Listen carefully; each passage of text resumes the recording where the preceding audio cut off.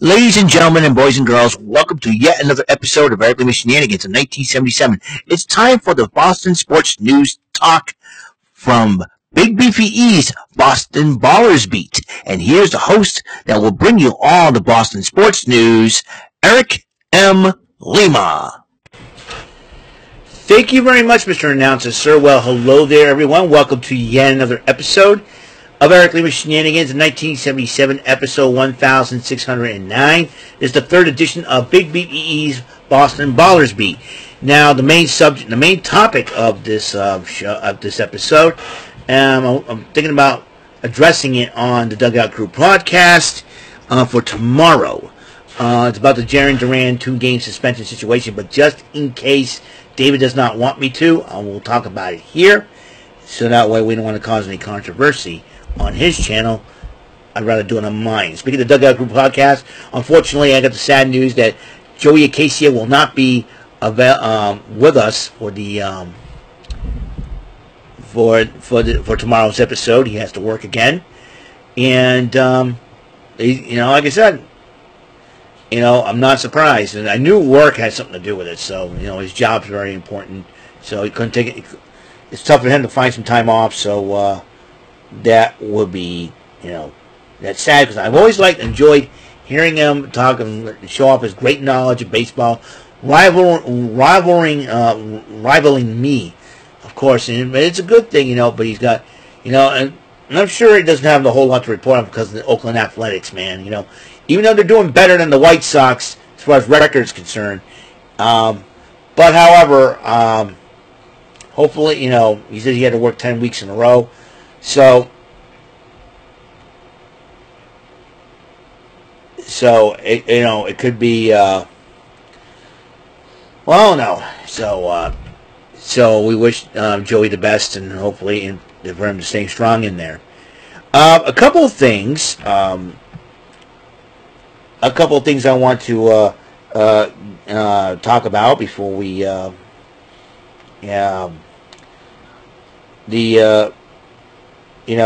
let's talk about a current Boston Celtics player. As you know, last time we did this episode of Big BPE's Boston Ballers Beat. I talked about the Celtics winning championship number 18, but it doesn't end for one Celtics player who has been having a great year, basically, for him.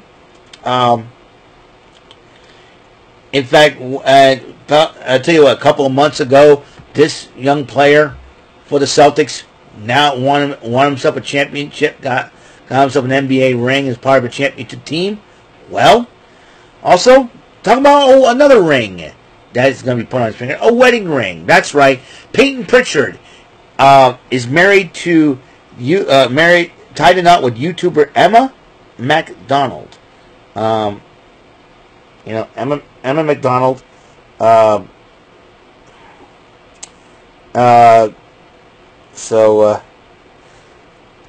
She's a fellow New Englander. Howard, TikTok and YouTube, and so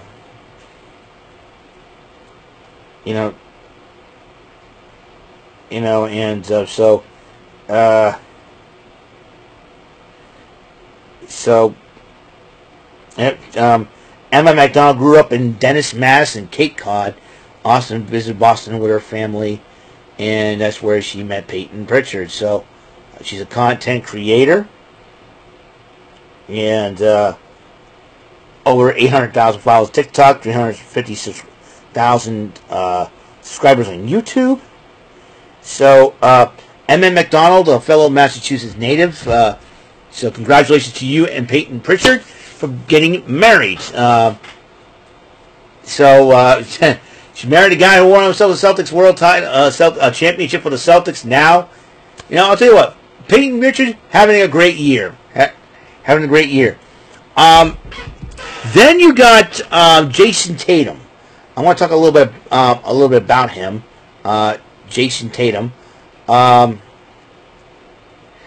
In fact, people were upset that Steve Kerr only benched him was benching him, not letting him play much in the 2024 Olympics with Team USA. And discussion of how he's according to what a fast break SI.com SI.com, Jason Tatum is clearly one among the best 15 players in the NBA, and we can find out.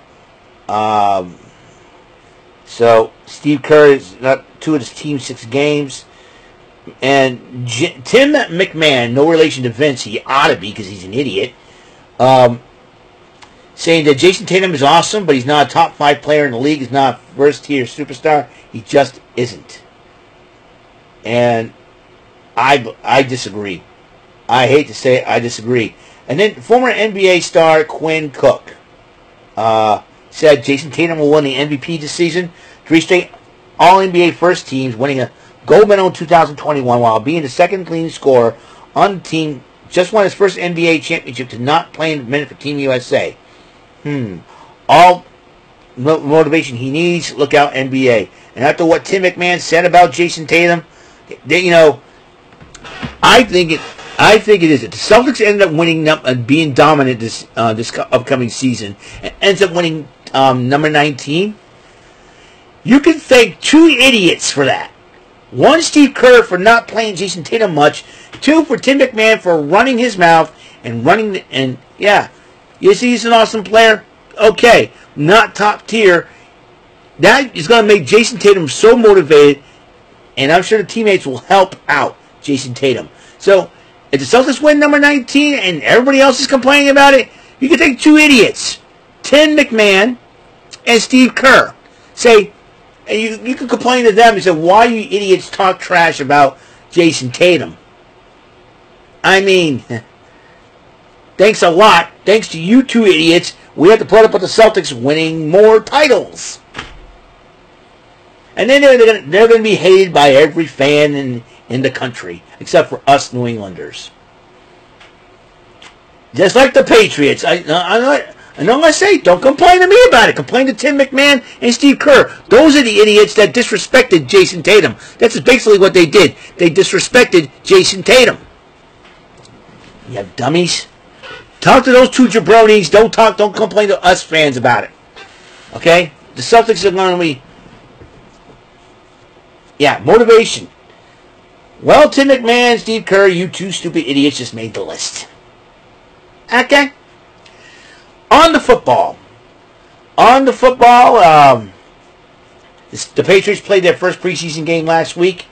They ended up winning 17-3. Congratulations to them. Against the Florida Panthers. They're playing the Eagles tomorrow. And the Brandon Ayuk situation, Brandon Ayuk will not play for the Patriots. He doesn't want to be traded there because of the quarterback situation.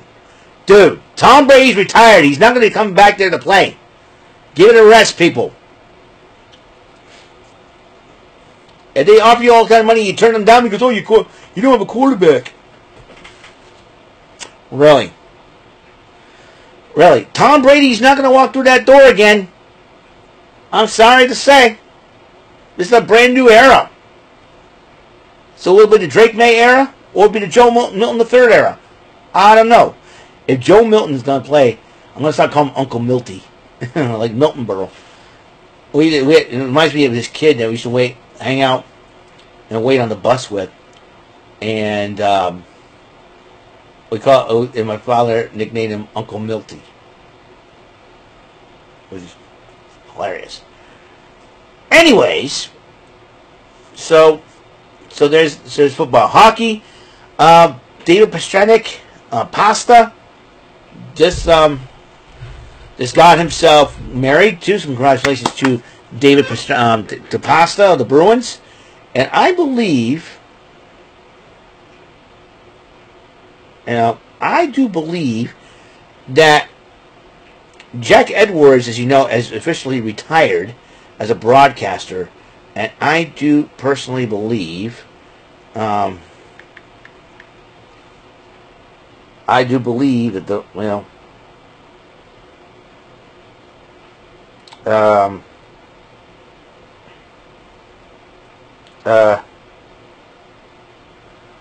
let's see. Let's see. And we're trying to find out what in the world is going on here. As you know, also, you know, we have, you know, let's see what we're going to do. You know. Oh, Judge Surratt is the new play-by-play announcer for the Bruins on NESN. So he did appear on the game against the Houston Astros. As you know, and also let's go to the Red Sox. For the Jimmy Fund Telethon is going on right now. Make your donations if you can. If you're a Red Sox fan and all that, if you know about the Jimmy Fund, they do anything to fight cancer, and this is the first telethon without Tim Wakefield, and that's a tough thing to, because I think Tim Wakefield was always doing something like this throughout, you know, every time, you know, throughout each season, of course, helping out whenever he can, but unfortunately, this is the first year without him. So, you know, again, my condolences and prayers go to Brianna and Trevor Wakefield, and the rest of the family members are related to the Wakefields, and so condolences and prayers continue to go for them as well. Like I said, Jimmy Fun Telethon going on right now, as the Red Sox are colliding with the defending World Series champ Texas Rangers. Now I want to talk about the Jarren Duran situation. He got suspended for 2 games by the Red Sox after consulting with Major League Baseball office, and they made that decision because of the fact he used anti-gay slur, the F word, towards a fan who was heckling him. Basically, the fan just says, "Oh, you need a tennis racket to play, to hit the ball." And Jarren Duran, who has been going through a slump and is getting frustrated, and he just basically says, "Shut the F up, you F it." Now, what I want to address is, you know, listen, back in the day, words like that, and words like the N-word for an anti-racial slur, racial slur, I should say, and a social slur, the R word, I'm not going to mention it. To me, those 3 words, back in the day when I was a kid growing up, I was taught those were swear words. Don't say them at all.